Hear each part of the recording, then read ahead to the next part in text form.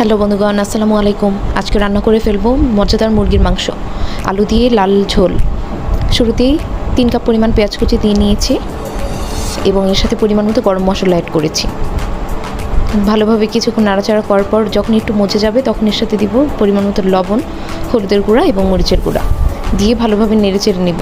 সামান্য পরিমাণ এর সাথে পানি দিয়ে নিব যাতে তলায় লেগে না যায়। তারপরে এর সাথে দিব জিরার গুঁড়া, গরম মশলার গুঁড়া, ধনিয়া গুঁড়া দিয়ে ভালোভাবে নেড়ে চেড়ে নিব। তারপর এর সাথে দিব পরিমাণ মতো আদা রসুন বাটা। এখানে রসুনের পরিমাণ বেশি আছে, মুরগির মাংসের রসুনের পরিমাণটা বেশি দিলে মুরগির মাংসটা রান্না মজা হয়। আর একটু পানি দিয়ে ভালোভাবে কষিয়ে নিব। এর সাথে দিয়ে দিব 4-5 টুকরা মরিচ, কেটে ধুয়ে রাখা মাংস দিয়ে নিব। ভালোভাবে নেড়ে চেড়ে মিশিয়ে নিব যাতে মশলাটা সবগুলোর সাথে লেগে যায়। ভালোভাবে নেড়ে চেড়ে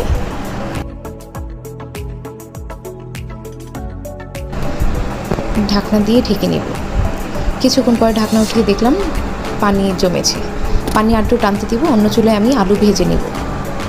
আমি ভেজে আলুটা দিব, তাহলে মাংসের স্বাদটা আরও বেড়ে যাবে। আপনারা এইভাবে রান্না করে দেখতে পারেন, খুব দারুণ লাগে। আলুটা ভালোভাবে মিশিয়ে নিব এবং ঢেকে রাখবো। ঢেকে নাড়াচাড়া করার পর এর সাথে 1/2 কাপ পরিমাণ পেঁয়াজ কুচি দিয়ে নিব। মুরগির মাংসের স্বাদটা এটা আরও দ্বিগুণ করে দিবে।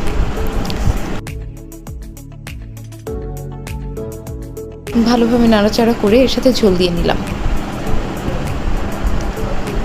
এই তো হয়ে গেছে আমার মুরগির মাংসের লাল লাল ঝোল। দেখুন কালারটা কি সুন্দর হয়েছে, দেখতে যেমন লোভনীয় লাগছে, খেতেও কিন্তু অসাধারণ হয়েছে। আপনারা এইভাবে রান্না করে দেখতে পারেন, খুবই দারুণ লাগে। আল্লাহ হাফেজ।